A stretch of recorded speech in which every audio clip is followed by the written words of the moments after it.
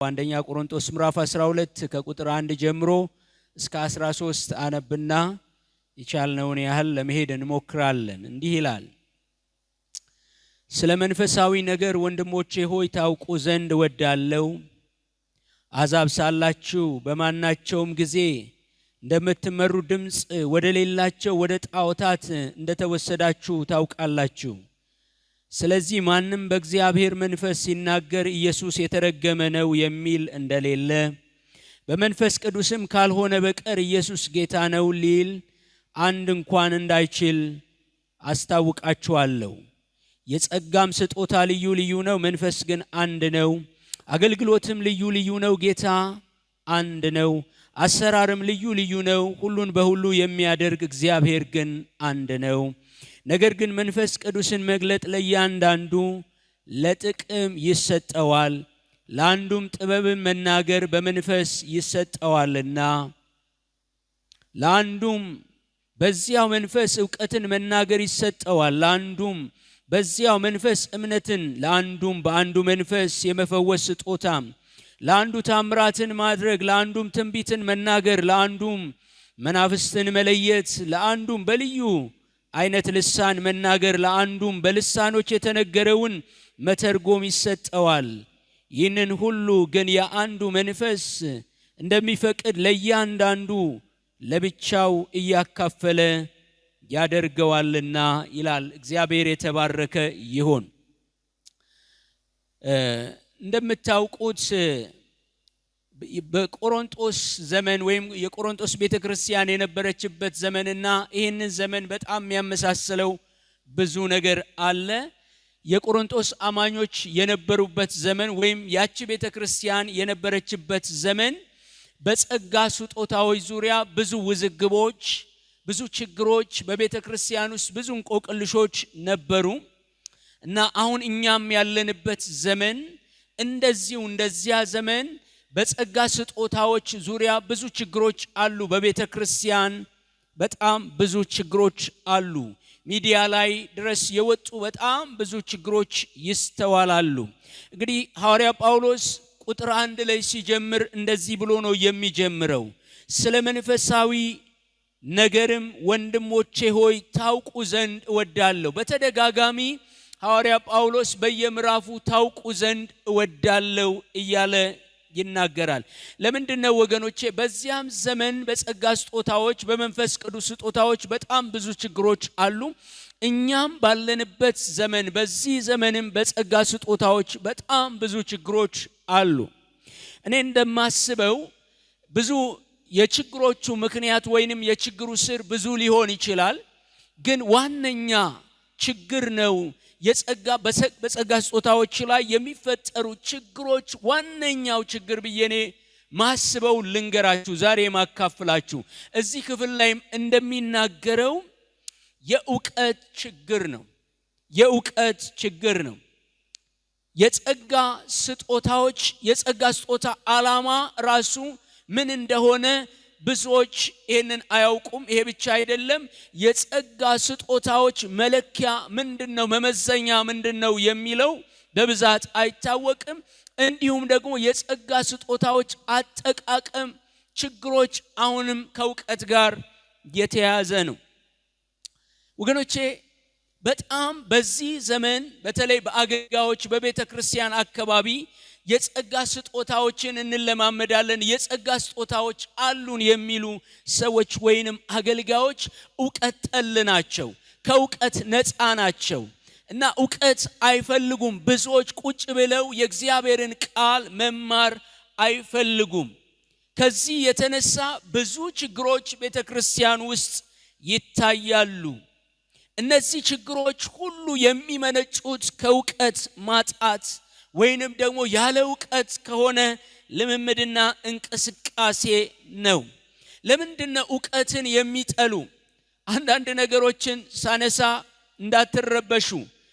በብዙ በፕሮቴስታንት ቤተክርስቲያን እንዲሁም ደግሞ እነዚህ ካሪዝማቲክስ የሆነ የመንፈስ ቅዱስ ስጦታዎችን እንለማመዳለን የሚሉ ማህበረሰቦች ወይንም ቤተክርስቲያን ውስጥ አገልጋዮች አካባቢ አብዝቶ የሚታይ ችግር ይሄ በጣም የሚታይ ችግር ነው።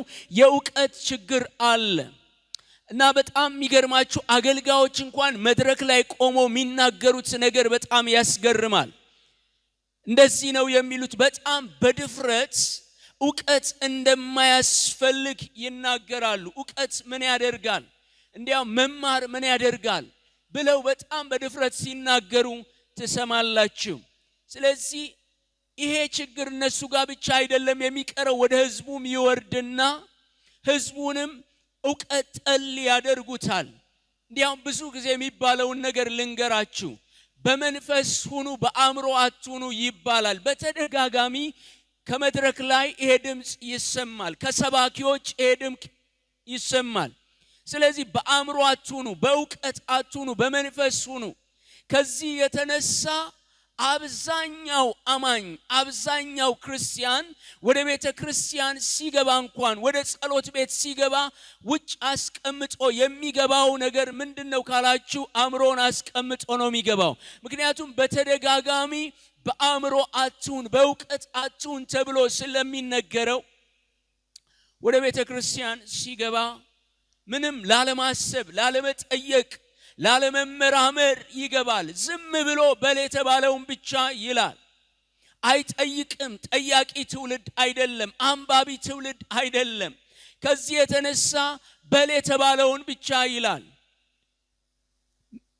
የሚባለው ነገር ከመጽሐፍ ቅዱስ የመነጨ ነው ወይ? የሚባለው ነገር መጽሐፍ ቅዱስ ይደግፈዋል ወይ?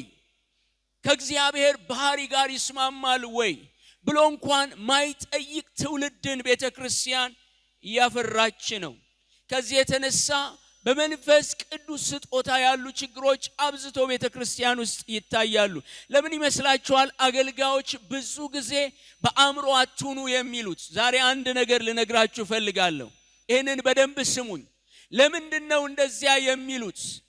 ጠያቂ ትውልድ እንዳይነሳ፣ መርማሪ ትውልድ እንዳይነሳ፣ ከዚያ ይልቅ እነሱ የሚሉትን ብቻ እንዲያደርጉ፣ አሜን በል ሲባል አሜን የሚል፣ ጩ ሲባል የሚጮህ፣ እጅን አንሳ ሲባል እጁን የሚያነሳ ማይጠይቅ ትውልድ የበዛበት ጊዜ ነው። ምክንያቱም ለአገልጋዮች ይመቻቸዋል። የሚጠይቅ ትውልድ ከተነሳ፣ በእግዚአብሔር ቃል የሚመረምር የሚመዝን ትውልድ ከተነሳ አገልግሎታቸው ጥያቄ ውስጥ ይገባል። ለምንድነው ብዙ ጊዜ ይህንን የሚያደርጉት? ሰው አገልግሎታቸውን እንዳይጠይቅ፣ በእግዚአብሔር ቃል እንዳይመዝን፣ በመንፈስ ቅዱስ ስጦታ ሰበብ የፈለጉትን ለማድረግ የፈለጉትን ለመናገር ስለሚመቻቸው ነው። ብዙ አገልጋዮች መድረክ ላይ ዕውቀት ጠል፣ ስለ ዕውቀት በተደጋጋሚ ጥላቻ ሲያሰሙ ሰማለሁ። ትምህርትን ያንቋሽሻሉ፣ ግን ደግሞ ይማራሉ። ተምረው ደግሞ አይለወጡም። የሚማሩት ትምህርት ወደ ተግባር አይመጣም። ብዙዎች የሥነ መለኮት ትምህርት ቤት ይገባሉ፣ ግን የሚማሩትን እንኳን አይለማመዱትም። በሕይወታቸው ለመተግበር ጥረት አያደርጉም። ከዚህ የተነሳ እነሱ የሚሉትን ብቻ ሕዝቡ እንዲያስተጋባ ይፈልጋሉ እና ከዚህ የተነሳ ብዙ ችግሮች ቤተክርስቲያን ውስጥ ይስተዋላሉ እና ሕዝቡ ጠያቂ አይደለም። ይህንን ስል ወገኖቼ በጅምላ ሁሉም ሰው እንዲህ ነው እያልኳችሁ አይደለም። አብዛኛው ሰው ግን ከእግዚአብሔር ቃል ዕውቀት ነፃ ነው። በዚህ ዘመን እንዲህ ይባላል አይደል? እከሌ ከዕውቀት ነፃ ነው ይባላል። ከዕውቀት ነፃ ነው ሲባል ምን እያሉ ነው? ዕውቀት አይፈልግም ወይንም ዕውቀት የለውም ማለት ነው። እከሌ ከዕውቀት ነፃ ነው ሲባል ዕውቀት አይፈልግም ወይንም ደግሞ ከዕውቀት የተለየ ነው ለማለት ነው። አብዛኛው ሰው ይሄንን ነው የሚያደርገው። ጥቂቶች የእግዚአብሔርን ቃል ያጠናሉ፣ ነገሮችን ይመረምራሉ፣ ይፈትሻሉ። ወገኖቼ ሊሆን የሚገባው ይሄ ነው። ዝም ብለን የተሰጠንን ምንቀበል ሳይሆን ከየት ነው ለምንድነው ብለን መጠየቅ መቻል አለብን። ስለዚህ እንደዚህ አይነት ችግሮች ቤተክርስቲያን ውስጥ በአብዛኛው ይስተዋላሉ። እንግዲህ በተደጋጋሚ የምታዩት ነገር እንደው ቤተክርስቲያን ውስጥ እዚህ መድረክ ላይ ይባል እንጂ ሰባኪ ወይንም ደግሞ አገልጋዩ ይበል እንጂ ምንም ይበል ህዝቡ አሜን ይላል። ብዙ ጊዜ ለመታዘብ ሞክሬያለሁ። አሜን የሚባልበትና ማይባልበትን ቦታ እንኳን ብዙ ሰው አይለይም። ምንም ይባል አሜን ብሎ ነው መልስ የሚሰጠው። ስለዚህ ከዚህ የተነሳ የውሸት ትንቢቶች፣ የውሸት የተለያዩ በውሸት የሚተላለፉ ፈውሶች ቤተክርስቲያን ውስጥ በስተዋል። ወገኖቼ ይሄ ህዝብ አይጠይቅም። ለምንድነው መድረክ ላይ አንድ አገልጋይ ቆሞ አንድን ሰው ተፈውሰሃል ብሎ ከተናገረው በኋላ ያ ሰው በሳምንቱ ያ ሰው ከሞተ መጥቶ ያንን አገልጋይ እንዲህ ብለ ነበር አሁን እንዲህ ሆኗል ብሎ በእግዚአብሔር ቃል ለምንድነው የማይጠይቀው? ብዙዎች አይጠይቁም። ስለዚህ ጠያቂ ትውልድ አይደለም። ዝም ብሎ የሚሰማና አድርግ የተባለውን የሚያደርግ ብቻ ነው የበዛው። ስለዚህ ሐዋርያው ጳውሎስ ምንድነው እያለ ያለው? ታውቁ ዘንድ እወዳለሁ። ስለምን? ስለ መንፈሳዊ ስጦታ፣ ስለ ጸጋ ስጦታዎች ታውቁ ዘንድ እወዳለሁ። ታውቁ ዘንድ እወዳለሁ። ወገኖቼ የጸጋ ስጦታዎች ያለ ዕውቀት አይደሉም። በዕውቀት የምንለማመዳቸው፣ በዕውቀት የምናገለግልበት ነው እንጂ ዝም ብለን ተነስተን የፈለግነውን የምናደርግበት አይደለም። ከዚህ የተነሳ ወገኖቼ ቤተክርስቲያን ውስጥ እውነተኛ ስጦታዎችን መለማመድ አስቸጋሪ የሆነ ነው። አንዳንድ ነገሮችን ላንሳላችሁ። በዚህ ዘመን ምንም አይነት እነዚህ የተአምራት፣ የድንቅ፣ የተለያዩ የፈውስ ስጦታዎች አይሰሩም የሚሉ አሉ። መጽሐፍ ቅዱስ ከተጻፈና ከተሰጠን በኋላ የጸጋ ስጦታዎች ቤተክርስቲያን ውስጥ አይሰሩም የሚሉ አሉ። ወገኖቼ እኔ እሱን አልቀበልም። የጸጋ ስጦታዎች ዛሬም ይሰራሉ። ቤተክርስቲያን እንድትታነጽ እግዚአብሔር የጸጋ ስጦታዎችን፣ የተለያዩ ስጦታዎችን ይሰጣል። ስለዚህ የጸጋ ስጦታዎች እንደተሰጠ በቤተክርስቲያን እንደሚሰራ እናምናለን። በሌላ አቅጣጫ ደግሞ ወገኖቼ የተሳሳቱ የጸጋ ስጦታዎች፣ የተሳሳቱ ትንቢቶች፣ የተሳሳቱ ፈውሶች፣ የተሳሳቱ መልእክቶች በተደጋጋሚ ሰዎች ከመስማታቸው የተነሳ የጸጋ ስጦታን አልቀበልም የሚሉ ደግሞ አሉ። መስማት አልፈልግም፣ ትንቢት መስማት አልፈልግም የሚሉ አሉ። በተደጋጋሚ ስለተታለሉ፣ በተደጋጋሚ ውሸት ስላዩ፣ የሚነገረው ነገር ውሸት ከመሆኑ የተነሳ የጸጋ ስጦታዎችን የሚገፉ አሉ። ይሄም ተገቢ አይደለም ወገኖቼ። የጸጋ ስጦታ ዛሬም ይሰራል። የጸጋ ስጦታዎችን ፈትነን መርምረን መቀበል ያስፈልገናል።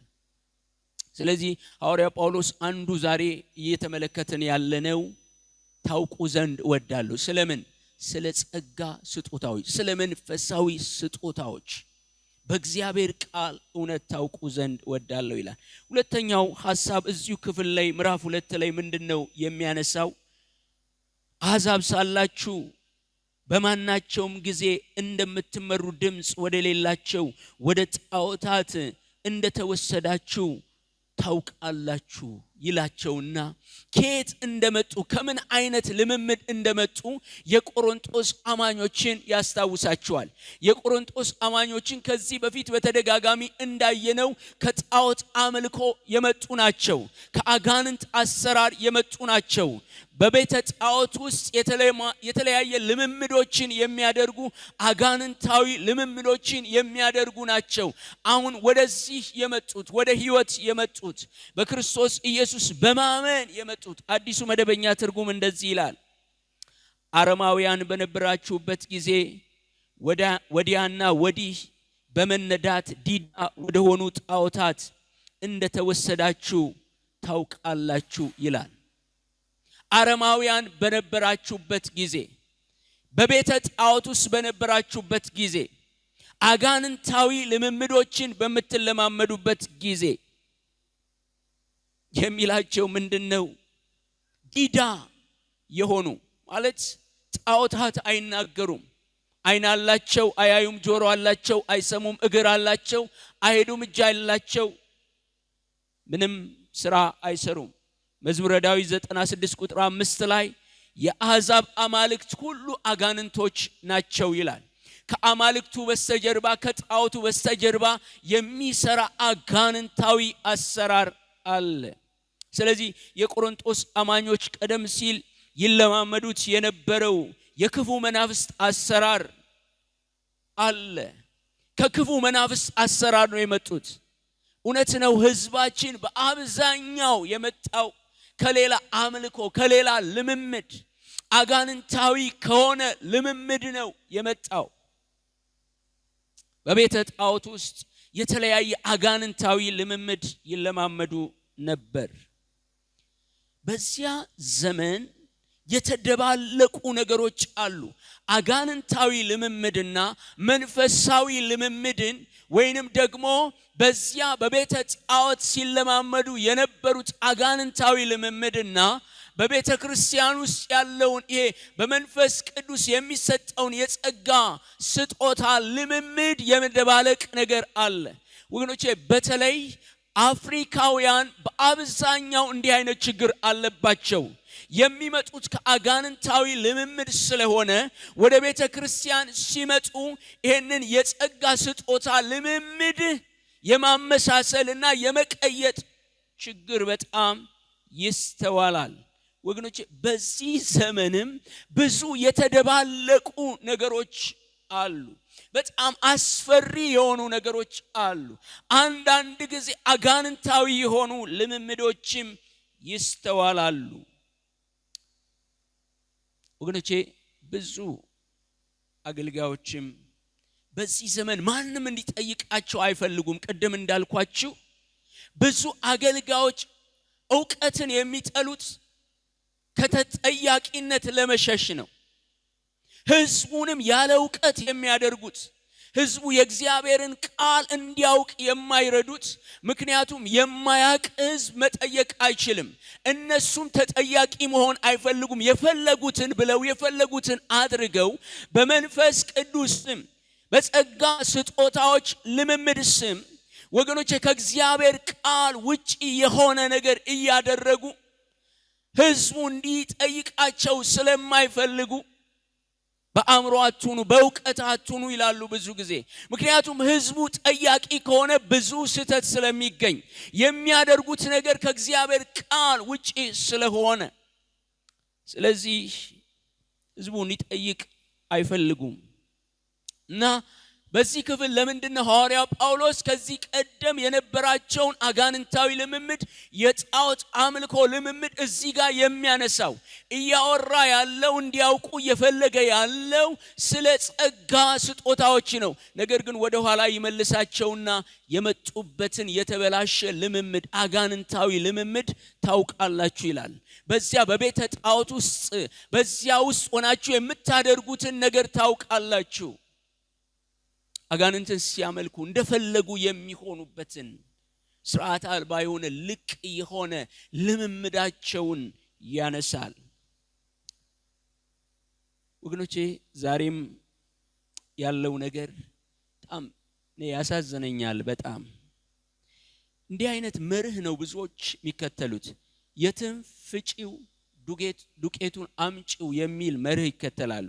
ማለት በምንም ይሁን በምንም መንገድ ይሁን በምንም ኃይል ይሁን ብቻ ተአምራትን ማየት እንፈልጋለን። ብዙ ሰው ተአምር የማየት ጥማት አለው።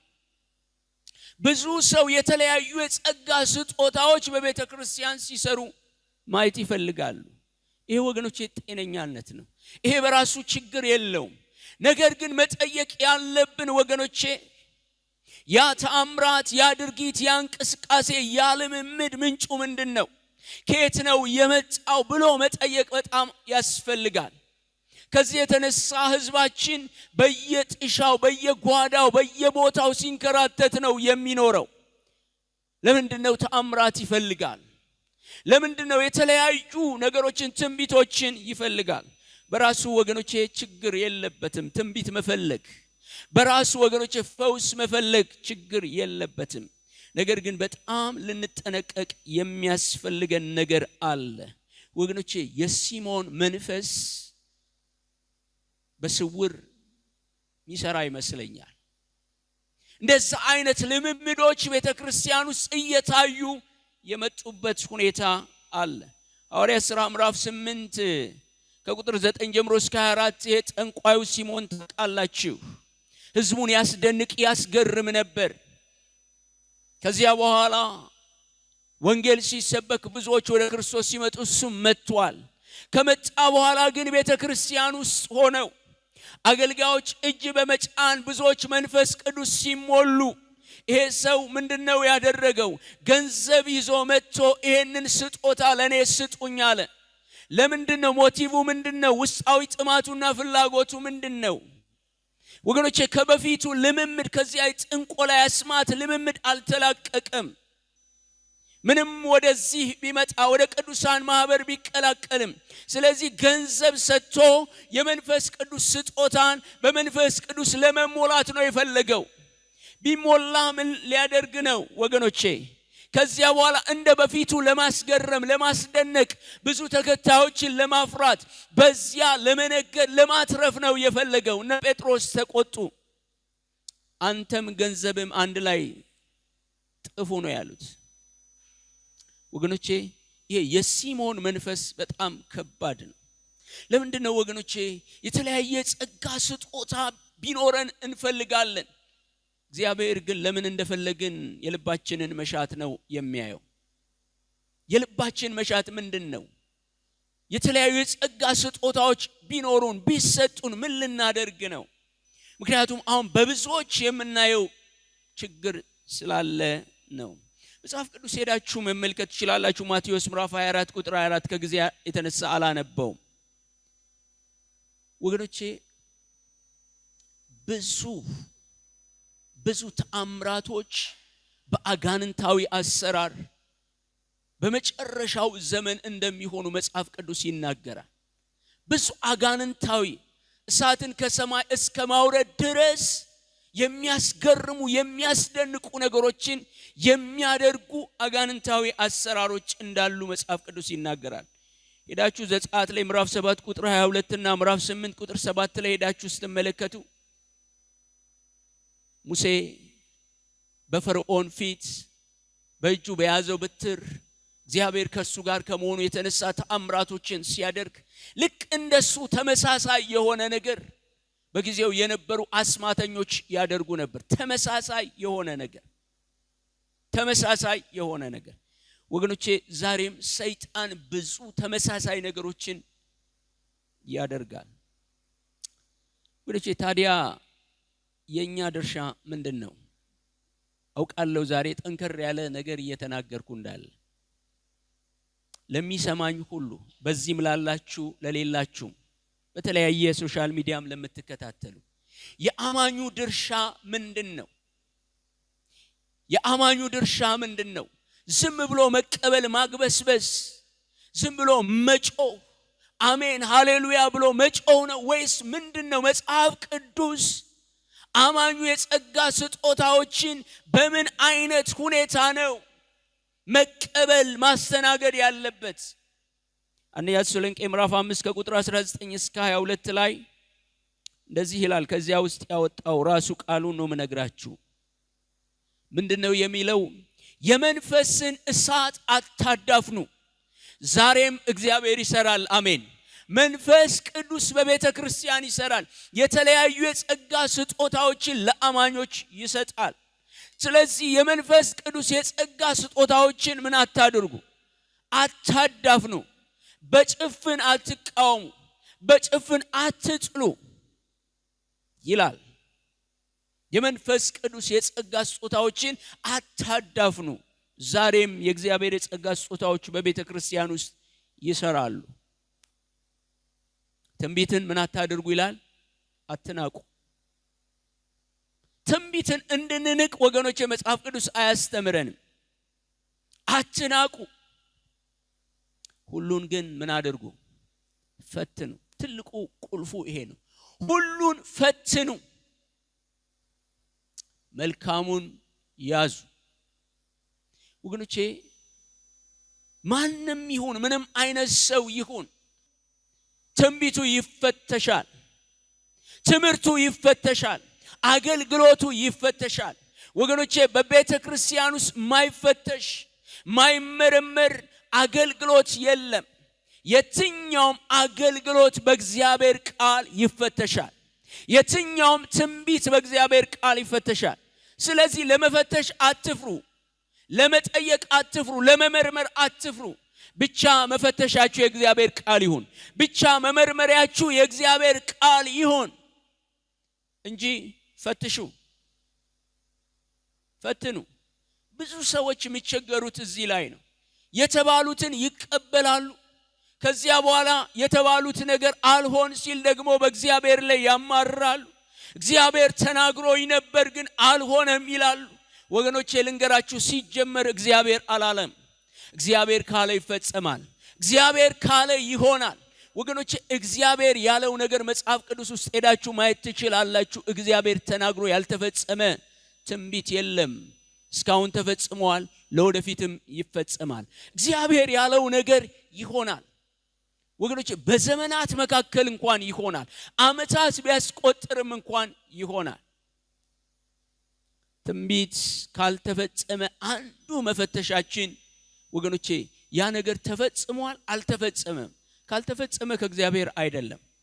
በተለይ በጊዜ ገደብ በእንደዚህ አይነት ነገር በጣም ስፔሲፊክ ተደርጎ የሚነገሩ ነገሮች አሉ እና ሰምተናል። ብዙ ጊዜ እኮ አይተናል። በዚህ ጊዜ እንዲህ ይሆናል፣ እንደዚህ ይሆናል፣ እንደዚህ ይሆናል፣ እንደዚህ ይሆናል። መቼም ወገኖቼ እግዚአብሔር እድሜ ይስጠን እንጂ እናያለን እና ብዙ ያልሆኑ ነገሮች አሉ።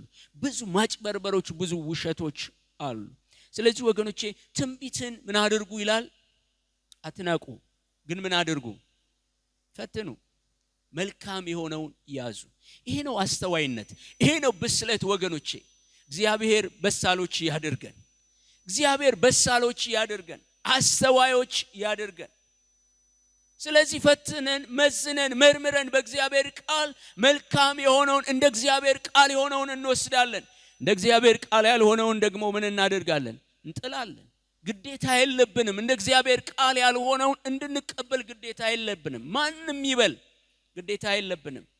ወገኖቼ እንደ እግዚአብሔር ቃል ከሆነ ብቻ ነው መቀበል ያለብን። እንደዚህ ይላል፣ ከማናቸውም ክፉ ነገር ራቁ ይላል። ወገኖቼ ትልቁ ችግር በብዙ ቅዱሳን የሚስተዋለው ነገር ምንድነው? ብዙ ጊዜ ስህተት የሆኑ ነገሮችን ሲያዩ ሲያጋጥማቸው በጸጋ ስጦታዎች ስም የሚደረጉ ወገኖቼ ውንብድናዎች፣ በጸጋ ስጦታዎች ስም የሚደረጉ ማጭበርበሮች፣ ውሸቶችን በብዛት ይህንን ነገር ካዩና ከሰሙ በኋላ እውነተኛውን ነገር ላለመቀበል ልባቸውን ይዘጋሉ፣ ደጃቸውን ይዘጋሉ።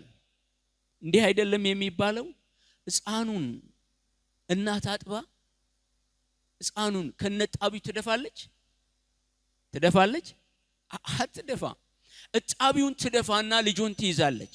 ወገኖቼ በምንሰማው በምናያቸው ነገሮች፣ ቆሻሻ የሆኑ ነገሮች፣ ትክክል ያልሆኑ ነገሮች፣ እንደ እግዚአብሔር ቃል ያልሆኑ ነገሮች ወገኖቼ መድፋት አለብን። ይግድ ይዘን ሄደን መታመም የለብንም። በውሸት ትንቢቶች፣ በውሸት አገልግሎቶች፣ በውሸት ልምምዶች ወገኖቼ እግዚአብሔር ላይ ማማረር የለብንም፣ ማጉረምረም የለብንም። ብዙ ቅዱሳኖች ግን እንዲህ አይነት ነገር ያጋጥማቸዋል። ለትምህርት እንዲሆን አንድ ነገር ልንገራችሁ። ከብዙ ዓመት በፊት አንዲት እህት ከምሽቱ 5-6 ሰዓት ይሆናል ደውላልኝ እንዲህ አለች። ከሌላ ቦታ ነው፣ ከዚህ ከኢትዮጵያ ከሌላ ቦታ ነው እና እግዚአብሔር ይዋሻል አለችኝ። ያለቀሰች ነው። እግዚአብሔር ይዋሻል ስትለኝ አይዋሽም አልኳት። ለካ የእግዚአብሔር ሰው የሚባሉ ነቢያት የሚባሉ መተው ባለቤቷ ታሞ እየመጡ አይሞትም በሕይወት ይኖራል ተነስቶ እንዲያደርጋል ሲሏት ሰምታ በተስፋ የምትጠብቀው ባለቤቷ ከህመሙ ተነስቶ የተባለው ነገር በሕይወቱ ሲሆን ነው። ይሄ በጣም እውነተኛ ነገር ነው የምነግራችሁ። በጣም ማቀው ቤተሰብ ነው። እዚያ በኋላ ባለቤቴ ከሌ ሞታ አለች። ምን ልበላት? እንዴት ላጽናናት? በቅርብ ማቀው ወንድም ነው፣ ወዳጄም ነው። በጣም ያሳዝናል።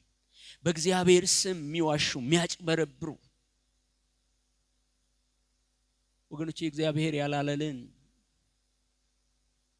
ማለት ክብር አይደለም። እግዚአብሔር ካላለን ዝም ማለት ነው ክብር። እግዚአብሔር ካለን ብቻ ነው ማለት ያለብን። ደግሞ እግዚአብሔር ካለን ወገኖቼ ይፈጸማል። እግዚአብሔር ያለው ነገር ይፈጸማል። አንዱ መመዘኛችን እሱ ነው። ስለዚህ ሁሉን ነገር የመቀበል ግዴታ የለብንም። ሁሉን ነገር ማግበስበስ የለብንም። መርጠን በእግዚአብሔር ቃል መዝነን መቀበል የኛ ኃላፊነት ነው። እኔ በሁለት በኩል ነው ማየው። የአገልጋዮች ኃላፊነት አለ፣ ተጠያቂነትም አለ። አንድ ቀን የሰራዊት አምላክ ልዑል እግዚአብሔር በስሙ የተነገሩ ውሸቶችን ሁሉ ይጠይቃል። በስሙ የተደረጉ ማጭበርበሮችን ሁሉ ይጠይቃል። ወገኖቼ ማንም ከተጠያቂነት አያመልጥም። የጊዜ ጉዳይ ነው እንጂ በተጠያቂነት እንቀርባለን። በእግዚአብሔር ዙፋን ፊት ነው የምንቀርበው። ሁሉን በሚያይ ሁሉን በሚችል አምላክ ፊት ሰው እግዚአብሔር ሳይናገረው የሚለውን ነገር እናንተ ደስ እንዲላችሁ ምንም ነገር አላደርግ። ትቀበሉኛላችሁ፣ ባትቀበሉኝ እግዚአብሔርን ቃል ከመናገር ውጪ ሌላ ማደርገው ነገር የለም። አውቃለሁ ብዙ ነገር እንደሚደረግ፣ ሰውን ለማማለል፣ ሰውን ለመሰብሰብ፣ ሰውን ለማስጮህ ውሸቶች ይደረጋሉ። ከመቼውም ጊዜ ይልቅ ወገኖቼ በቤተ ክርስቲያን ውስጥ ያለ ማጭበርበር እግዚአብሔር ይፈርዳል። እግዚአብሔር ያቆማል። ወገኖቼ አይቀጥልም። ነገሮች በዚህ ሁኔታ አይቀጥሉም። ስለዚህ እያላቸው ያለው ከየት እንደመጣችሁ ከምን አይነት ልምምድ እንደመጣችሁ አንድ ነገር ልንገራችሁ። በጣዖት ቤት፣ በአጋንንት፣ በዓለም በአሕዛብ ሆነን ያለን ልምምድና ወደ ቤተ ክርስቲያን ከመጣን በኋላ ያለ የመንፈስ ቅዱስ ልምምድ በፍጹም የተለያየ በፍጹም የተለያየ። እግዚአብሔር የመለየትን ልቦና ይስጠን። በፍጹም የተለየ በእግዚአብሔር ቤት ወገኖቼ የሚደረጉ ነገሮች በሙሉ መለኪያቸውና መመዘኛቸው ይሄ ነው። ይሄን ያላለፈ አገልግሎት፣ ይሄን ያላለፈ የትኛውም የጸጋ ስጦታ እውነት ሊሆን አይችልም፣ ትክክል ሊሆን አይችልም። መመዘኛው ይሄ ነው። ታዲያ ይሄንን ማወቅ ያስፈልጋል። ብዙ ሰው ይሄንን የእግዚአብሔርን ቃል እውነት ስለማያውቅ የተለያዩ ስጦታዎች የሚነገሩ ውሸቶችን መመዘንና መለየት ያቅተዋል። እግዚአብሔር አምላክ ይርዳን። ሶስተኛውን ነጥብ አንስቼ አበቃለሁ። እንደዚህ ነው የሚለው እዛው ላይ ሄዳችሁ ስትመለከቱ ቁጥር 3 ላይ ስለዚህ ማንም በእግዚአብሔር መንፈስ ሲናገር ኢየሱስ የተረገመ ነው የሚል እንደሌለ በመንፈስ ቅዱስ ካልሆነ በቀር ኢየሱስ ጌታ ነው ሊል አንድ እንኳን እንዳይችል አስታውቃችኋለሁ። ምን ማለቱ ነው ሐዋርያ ጳውሎስ? ያለ መንፈስ ቅዱስ ኢየሱስ ጌታ ነው ሊል የሚችል የለም። ማንም በእግዚአብሔር መንፈስ ሲናገር ኢየሱስ የተረገመ ነው የሚል እንደሌለ፣ ማንም እውነት የገባው ብርሃን የበራለት ኢየሱስን ጌታው ያደረገ የጸደቀ ሰው፣ ዳግመኛ የተወለደ ሰው ኢየሱስ የተረገመ ነው ሊል እንደማይችል ሁሉ ማንም ያለ እግዚአብሔር መንፈስ ኢየሱስ ጌታ ነው ሊል አይችልም እያለን ምን ማለቱ ነው ሐዋርያ ጳውሎስ? ማለት በየመንገዱ በታክሲ ውስጥ በመንገድ ላይ በተለያየ ስፍራ ኢየሱስ ጌታ ነው፣ ኢየሱስ ጌታ ነው፣ ኢየሱስ ጌታ ነው ሲባል ትሰማላችሁ። ብዙዎች ይህንን ስም እንደ ማምለጫ ሊጠቀሙት ይችላሉ። ሌላው ቀርቶ የሐሰት አገልጋዮች እንኳን የሐሰት ልምምድ ውስጥ እንኳን ያሉት ይህንን ስም ያነሳሉ። ምክንያቱም ሰው እንዲቀበላቸው የሆነ ነገር ማድረግ አለባቸው። ስለዚህ ማንም ሰው ኢየሱስ ጌታ ነው ስላለ በውስጡ የእግዚአብሔር መንፈስ አለ ማለት ነው። እያፌዘም ኢየሱስ ጌታ ነው፣ እየቀለደም ኢየሱስ ጌታ ነው፣ ዝም ብሎ በትንሽ ትልቁ ኢየሱስ ጌታ ነው፣ ታክሲ ውስጥ መንገድ ላይም ኢየሱስ ጌታ ነው የሚል ሁሉ በውስጡ የእግዚአብሔር መንፈስ አለ ወይ? ትልቁ መመዘኛ እያለ ያለው ሐዋርያ ጳውሎስ ያለ መንፈስ ቅዱስ ማንም ኢየሱስ ጌታ ነው ሊል አይችልም።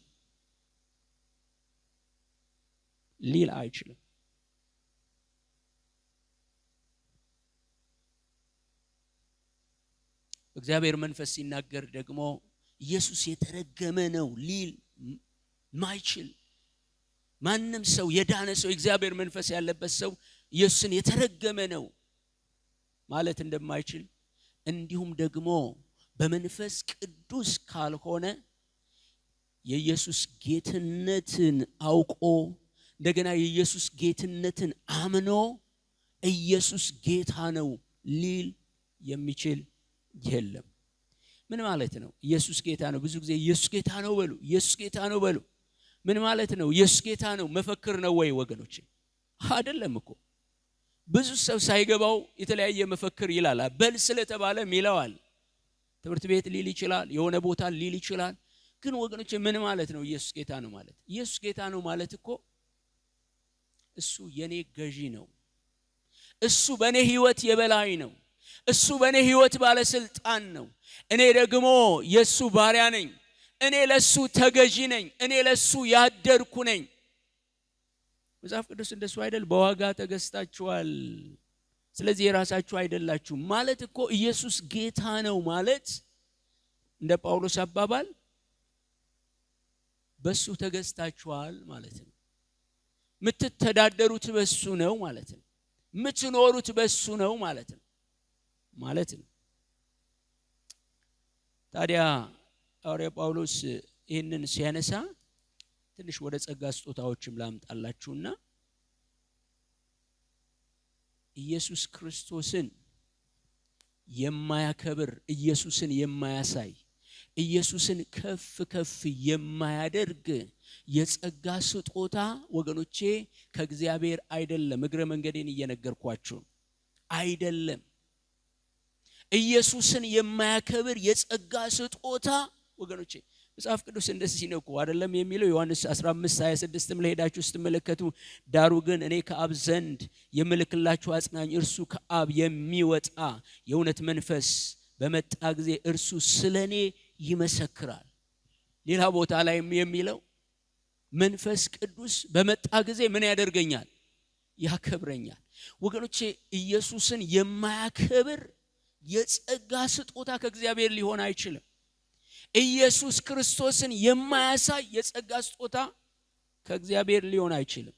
ከእግዚአብሔር ቃል አሁንም አንስቼ ነግራችኋለሁ። የመንፈስ ቅዱስ የጸጋን ስጦታን ለማስደነቅም አይሰጥም። ሰውን ለማስደነቅ አይደለም የጸጋ ስጦታዎች የተሰጡት። በቃ የሆነ የተለያየ አስማታዊ ነገር ሰዎች እያደረጉ የሰዎችን አድናቆት እንደሚስቡ የብዙዎችን አቴንሽን እንደሚስቡ አይደለም የጸጋ ስጦታዎች የተሰጠው። ዮሐንስ ወንጌል ምዕራፍ 20 ከቁጥር 30 እስከ 31 ይሄ የዮሐንስ ወንጌል ማዕከላዊ መልእክት ነው። ማዕከላዊ መልእክት ነው። ምንድነው የሚለው? በዚህ ክፍል የሚናገረው እንደዚህ ይላል። ኢየሱስ በዚህ መጽሐፍ ያልተጻፈ ሌላ ብዙ ምልክት በደቀ መዛሙርቱ ፊት አደረገ ይላል። በዮሐንስ ወንጌል ያልተጻፈ በዮሐንስ ወንጌል የሚታወቁ 7 ድንቆች፣ ምልክቶች፣ ተአምራቶች አሉ። 7 ውሃውን ወደ ወይን ጠጅ መቀየር፣ ሌሎችንም ሄዳችሁ ታያላችሁ። የዛ ሽባ ሰው መተርተር፣ ሌሎችንም ታያላችሁ። 7 የሚሆኑ ብዙ አሉ። ከነሱ 7 እነዚህ 7ቱን ዮሐንስ የጻፈበት ዋናው ምክንያት በዮሐንስ ወንጌል ውስጥ የተጻፉ 7ቱ ምልክቶች ቁጥር 31 ላይ እንዲህ ይላል፣ ነገር ግን ኢየሱስ እርሱ ክርስቶስ የእግዚአብሔር ልጅ እንደሆነ ታምኑ ዘንድ።